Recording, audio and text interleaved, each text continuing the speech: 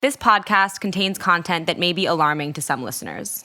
Listener discretion is advised. Even if the war would stop now, or even if the war would stop like a few months before, it means that from environmental perspective, the harm that Russia brought is huge.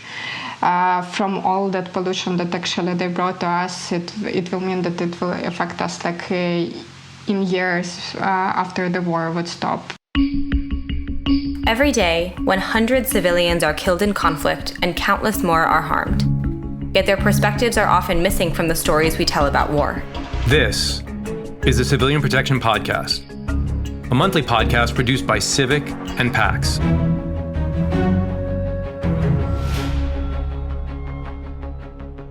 Hey everyone, this is Mark Orlasco, military advisor from PAX. And I'm Annie Scheel, senior advisor for the United States at Center for Civilians in Conflict, or Civic. Our organizations work in conflicts around the world to protect civilians caught in war. And in today's episode, we're returning to a conflict that we covered in Season 1, the war in Ukraine.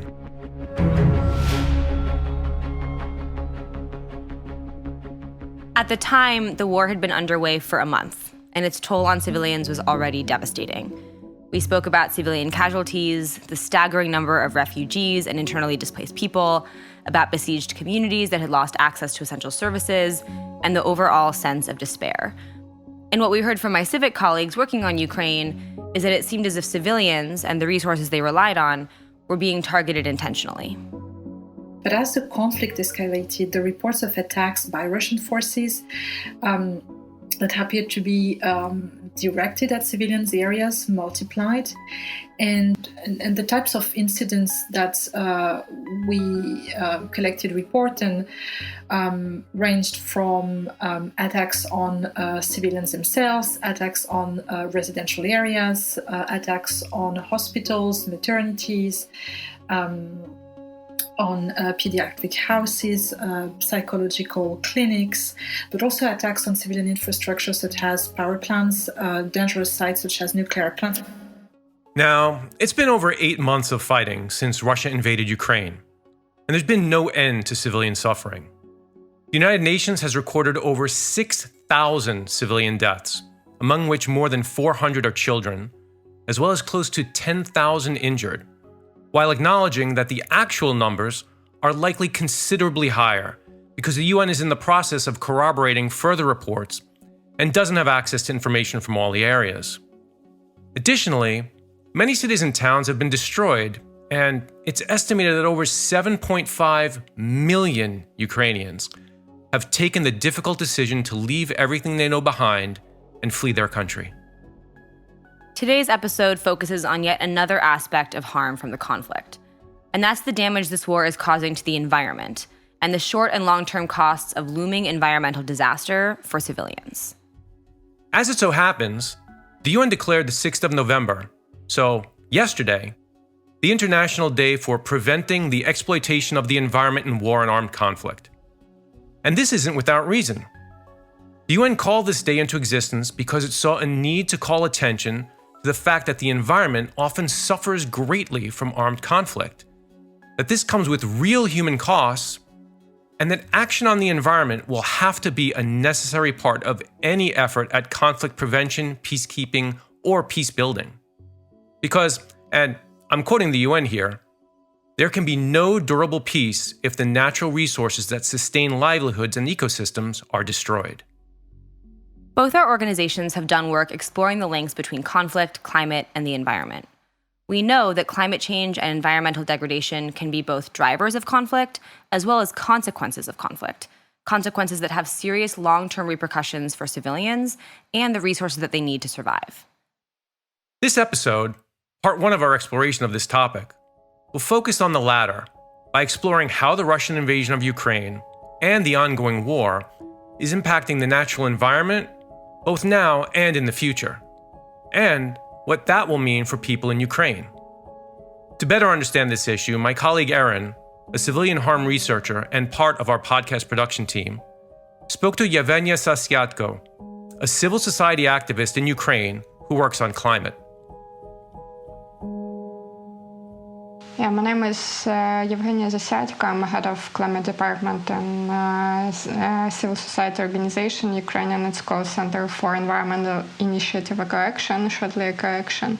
We're based in Kiev and been established in 2017. And before the war, we've been focused on climate change. It was our umbrella topic since February.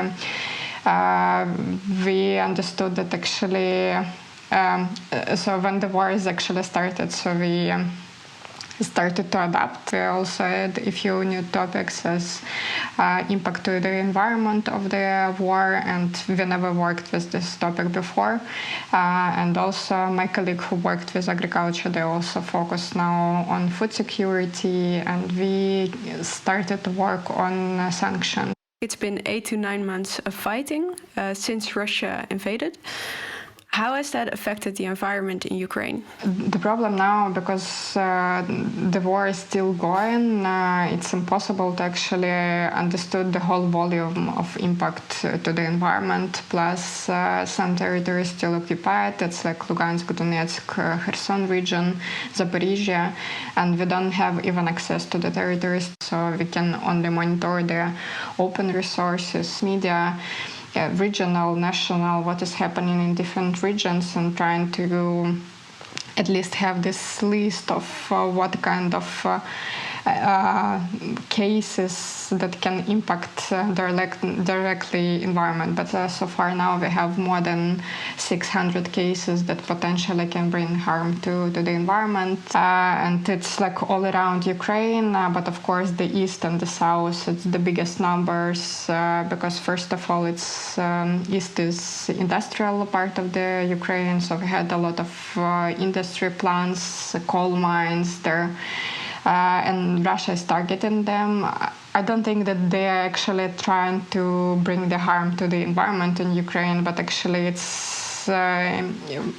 still happening, and it means that it will impact us now and in the future. What kind of impact are we talking about? What kind of tactics are affecting the environment, and in what kind of ways? So, for example, we are monitoring the impact to marine ecosystem, impact to the ecosystem, to the industry, to the energy system. Mostly now by numbers, the industry been destroyed most, and we had, for example, cases in Sumy region when chemical Sumyhim its chemical plant been destroyed and exit nitrogen been leaked from that. So the village which has been closed, been affected. It was in March. And we also have numbers of coal mines flooded. And from February, there has been at least 5 coal mines been flooded because Russia targeted energy system. So it means that the pipelines which is taking water from underground water doesn't work, so it means flooded. So there is a lot of different cases. The same with ecosystem. For example, in south of Ukraine, we have a lot of nature protected zone, and our colleague from NGO Nature Conservative Group actually calculate that around 40% of nature protected zone from 2014 been or occupied or affected by Russian actions. So it includes Crimea and Donbass. So it's 40%. It's a huge number. Even though we have, for example, less number of protected zone in Ukraine than European countries. So it's huge. And now around 20%. It's the numbers from the ministry, around 20% of Ukrainian nature protected zone under bombing, and have a huge impact. So from this part, there would be also a huge negative impact to the ecosystem, to human health and so on. There's a lot of way how they can actually target us via environment. It's air pollution, soil pollution, underground pollution. Clearly, the war is degrading the environment in Ukraine in some really serious ways. Yevgenia talked about militaries fighting in natural areas and resulting pollution of soil, water, and air. And on the other hand, it seems hard to focus on these impacts when the immediate human toll of the war in Ukraine is so devastating. But environmental degradation will have a human toll too, so what do we know so far about the impact of all of this on Ukrainian civilians? How will they be affected by damage to the environment? Yeah, that's exactly right, Annie. And to get a better sense of the impact on civilians, Erin also spoke to a colleague of ours from PAX, Irina Nikolaeva. She's an expert on environmental safety, and she's based in Ukraine, where she monitors the impact of the war on the environment. And she's offered several detailed examples of environmental harm and those consequences for the civilian population. The impact on the environment, let's say, the environmental damage from military action is huge across the whole country. Almost the third of Ukrainian land is mined. This territory of about 200,000 square kilometers needs demining.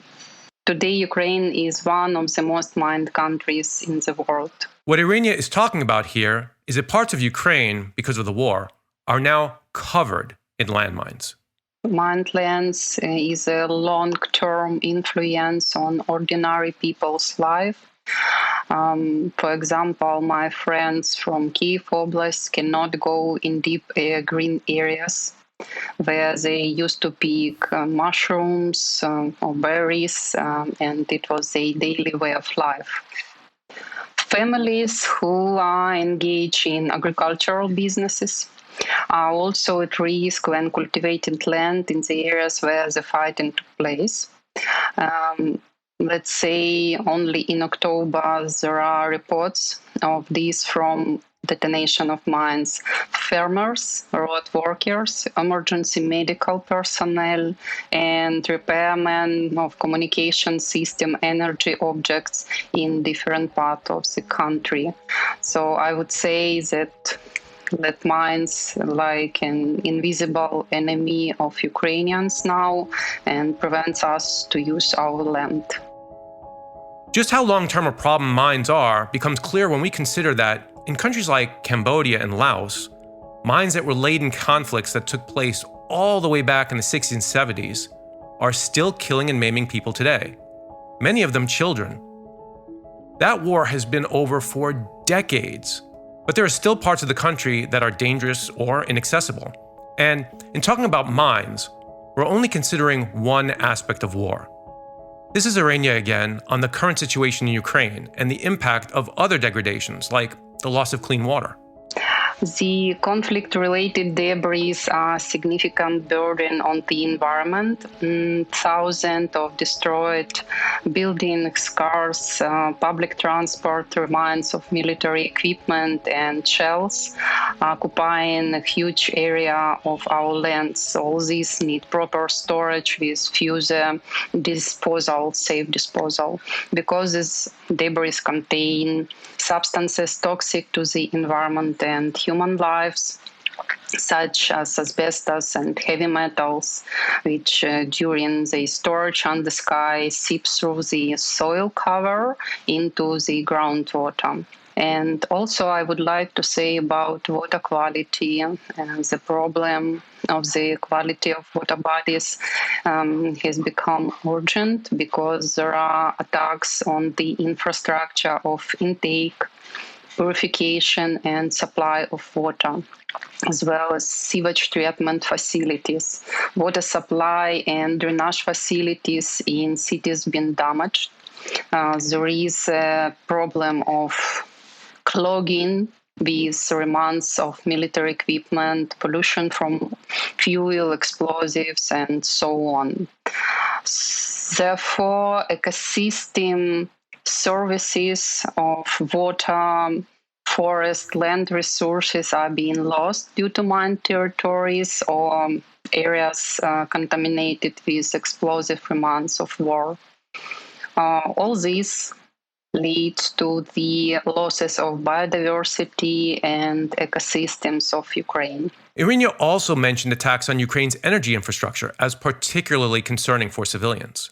The cut of power supply in populated areas creates a humanitarian crisis when people don't have access to basic life supporting services like clean drinking water, use of sewage service, heating system, and storage of food in refrigeration unit, as well as there is no access to information and to service of public electric transport. One example is about water quality.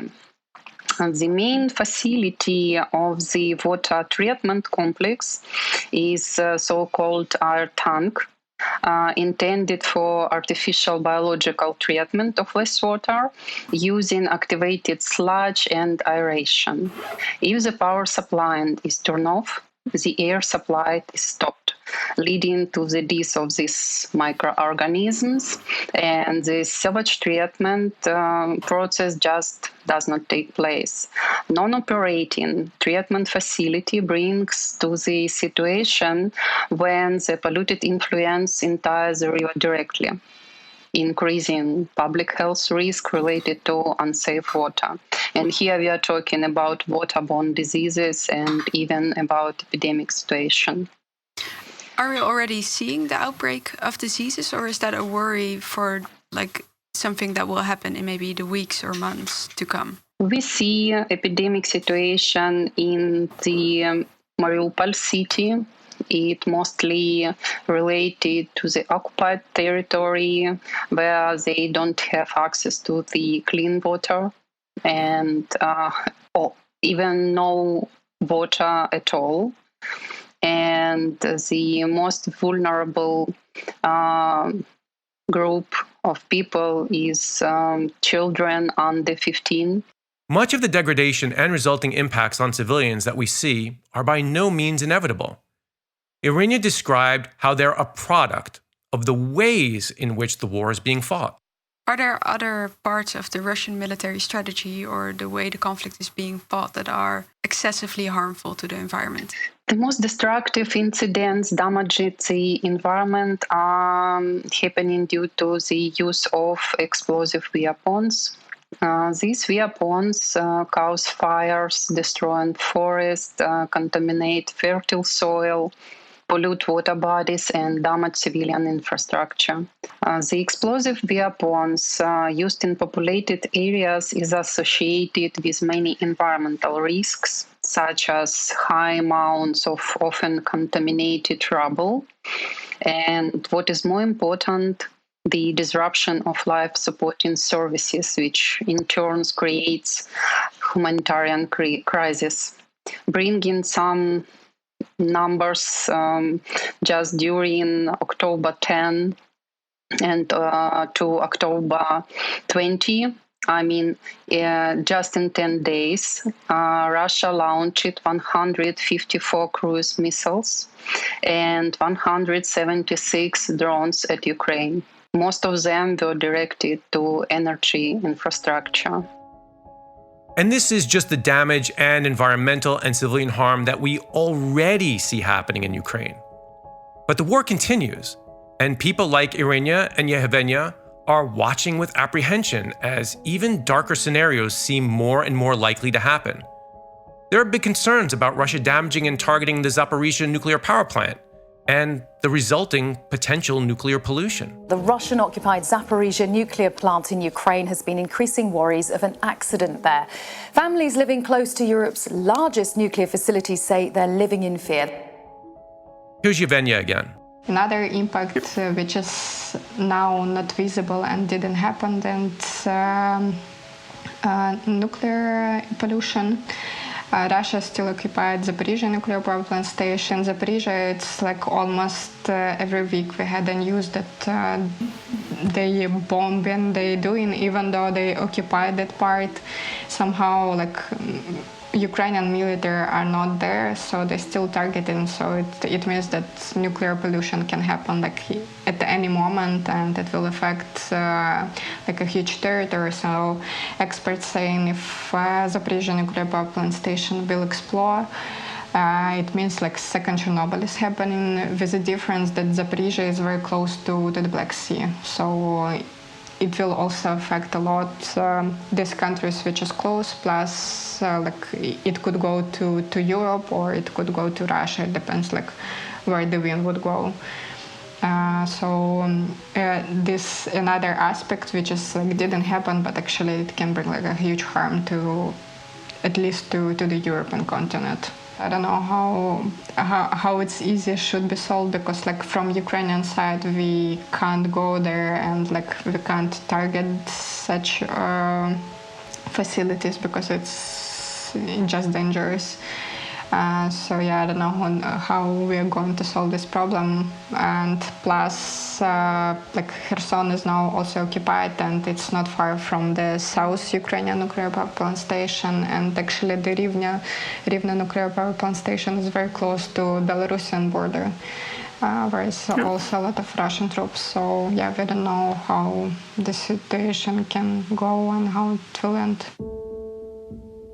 In warning about the potential impact of damage to Zaporizhzhia, Yevgenia addresses an important point.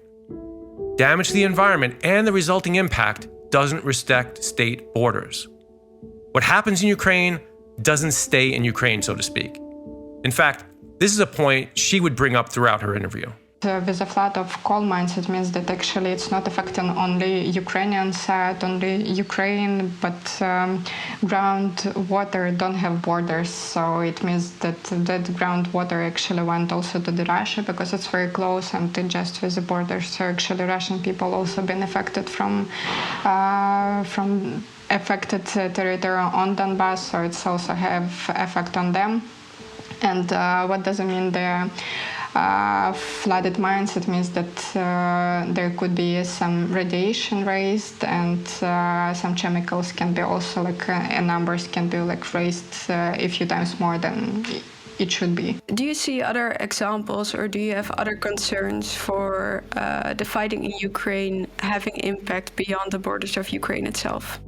Another aspect is also marine ecosystem, because Black Sea and Azov Sea, we are connected with a lot of many countries like Georgia, Turkey, Romania, Bulgaria, and because of Russian actions, there even been some information that in Romania, if I'm right, they also saw dead dolphins, which has been affected from all that mines that Russia left in the Black Sea. And the huge effect, for example, that the reconstruction of the Crimean bridge that Russia established like a few years ago, it's actually already affect marine ecosystem, and a lot of science told that Russia should not build that bridge because it would affect a lot negatively the ecosystem, but of course nobody listens. So now when it's targeting, even though it's from the military side, it's probably good because Russia using that bridge to bring like a military support to attack Kherson. But from environment impact, it's actually would be have a huge effect. In talking about the Crimean bridge and it being targeted, Yevgenia is referring to an explosion that occurred on the 8th of October, which destroyed the bridge that connects Crimea, an area annexed by Russia in 2014, with Russia's rail and road network. It was used by Russia as a key supply route during the war. So, while Yevgenia acknowledges that the bridge's destruction provides Ukraine with a key military advantage, she also mentions how the explosion is causing further negative effects to the marine ecosystem there. What is heartbreaking is that the impact of this war will leave a mark on Ukraine and the Ukrainian population for years to come.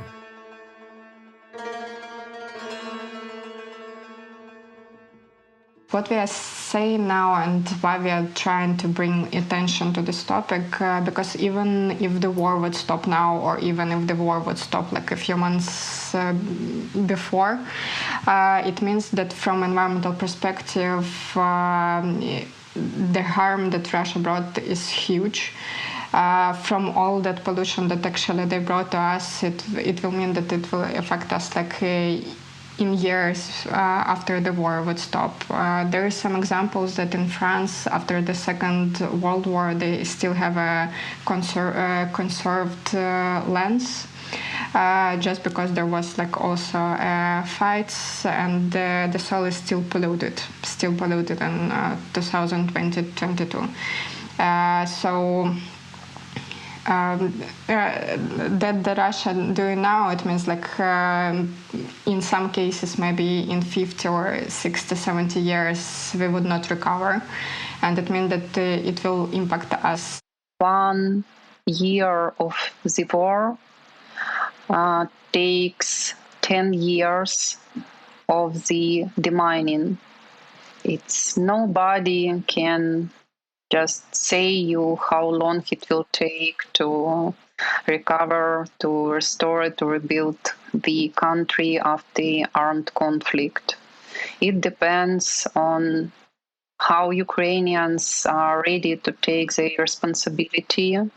Our international partners are ready to support Ukraine, and we understand that there is a huge damage in environmental area, and we need to have a really financial support to clean up all this harm for the environment. You know, listening to these interviews left me with just an overwhelming sense of sadness of how months of fighting, which is horrible in and of itself, will have an impact that lasts for years and even decades. And it's not just Ukraine, right? There are many places around the world where civilians are living with the devastating consequences of conflict, from the flattening of cities and homes to the kind of environmental damage that our guests talked about today, damage that has a direct impact on populations' access to the resources that they need to survive and to live healthy lives. You know, just as an example, we might think that the Vietnam War is something of the past, but tens of thousands of people have been killed by leftover landmines and other unexploded ordnance, which also leaves natural land unlivable. The use of Agent Orange and napalm by the US military has left a legacy of pollution, causing birth defects and cancer, and caused massive deforestation that altered the ecosystem in Vietnam. And the widespread use of explosive ammunition caused craters that contribute to soil infertility to this day. It's estimated that, for example, it'll take about a century before Vietnam's tropical mangrove forests have recovered from the impact of the war. You know, looking at contemporary conflict, the situation isn't much better. Beyond Ukraine, colleagues at PAX are monitoring environmental damage as a result of armed conflict in Iraq and Syria. But we also see environmental degradation as a result of fighting in Gaza and in Yemen, and the list goes on. We may not even know the true impact for years to come. Questions have also been raised about the role of the war industry itself in contributing to climate change, even in peacetime. Few people may be aware that the US Department of Defense is the biggest consumer of oil worldwide, resulting in carbon dioxide emissions that are comparable to that of a country like the size of Denmark. When we turn to the UK, the carbon dioxide emissions from its military activities make up almost half of that country's total emissions. That is huge. For all of these reasons, former UN Secretary General Ban Ki-moon once called the environment a silent casualty of war and armed conflict. And, you know, fortunately for us, there are people like Yevgenia and Irenia and many other climate researchers and activists who refuse to let the environment be a silent casualty any longer by bringing the impact of war to our attention again and again. But before we wrap the episode, here's Irenia on what she is aiming for with her work and what gives her purpose. If we talk in general about the results that I hope to achieve, it's primarily to convey people quality information with verified data through the preparation of thematic reports and participation to distribute this information in relevant working groups. We are currently finalizing a report on energy infrastructure damage that will be published shortly. Also, I believe that database of verified incidents from military actions can be used for a further purpose to hold Russia accountable in means of environmental damage. It gives me a sense in my work.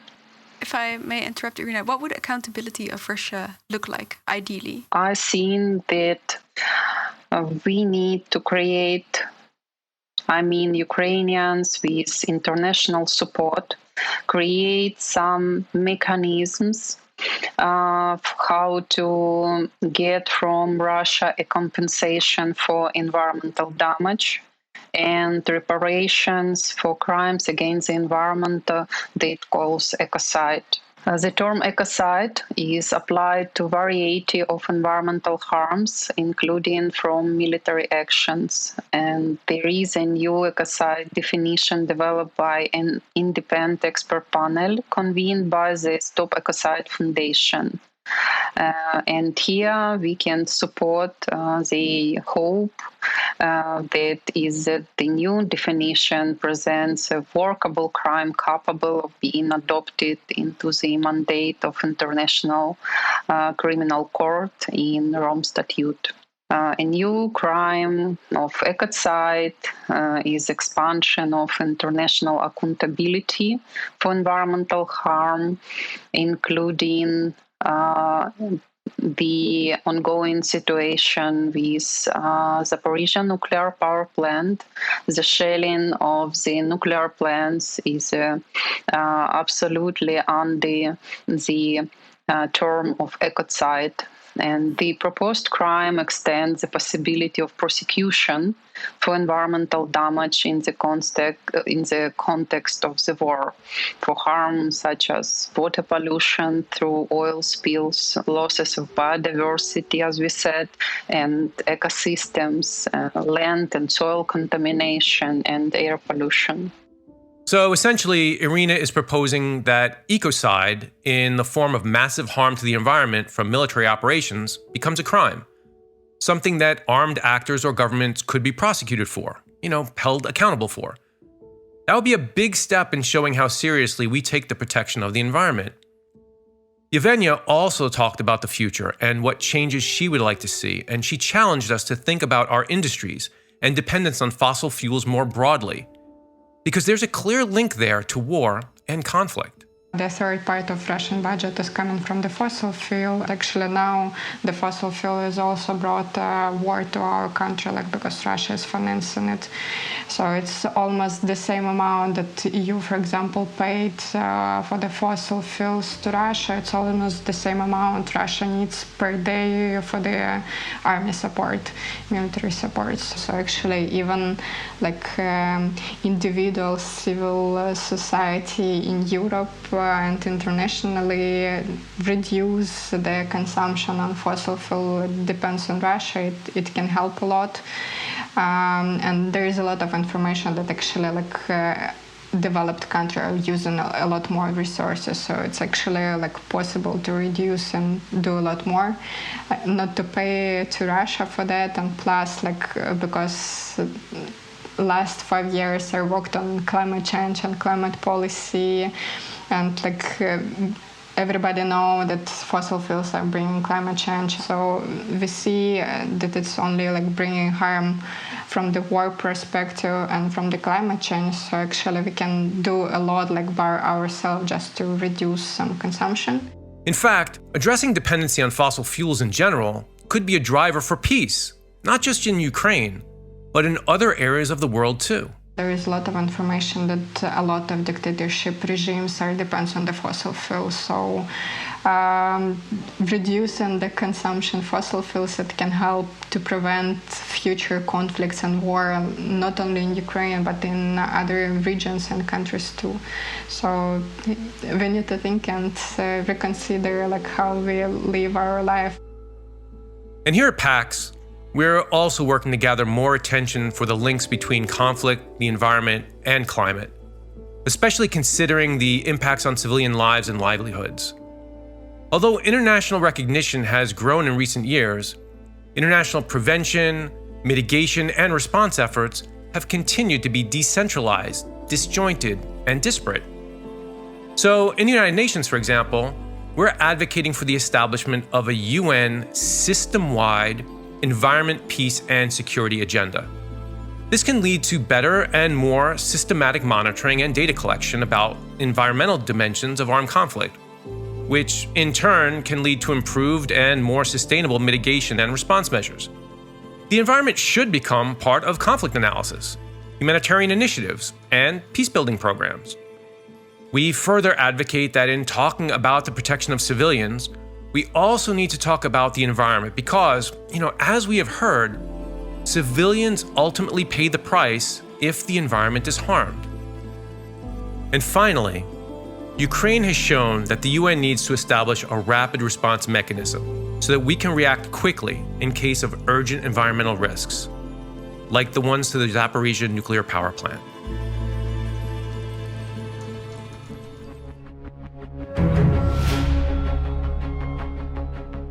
That's it for this episode on the impact of armed conflict on the environment. We'll explore the reverse, how climate change can be a driver of conflict, in part 2, coming soon. But first, we'll return with a broadcast on the unprecedented global political declaration to protect civilians from the use of explosive weapons in populated areas, explaining how this landmark declaration came about and why it's so important for the safety of civilians worldwide. The Civilian Protection Podcast is brought to you by the Center for Civilians in Conflict and PAX, 2 NGOs working to improve the lives of civilians caught in conflict. Today's episode was written by Erin Bell, with assistance from Annie Scheel, Mark Arlasco, Selma van Oostwaard, Tate Mushinahama, and Brittany Roser. It was produced by the Podcast Guru. Hajar Nali and Tate Mushinahama made sure that we're online. We'd like to thank Yevgenia Zasyadko and Irina Nikolavea for joining us as guests. You can find us on Spotify or anywhere you get your podcasts. We want to hear from you.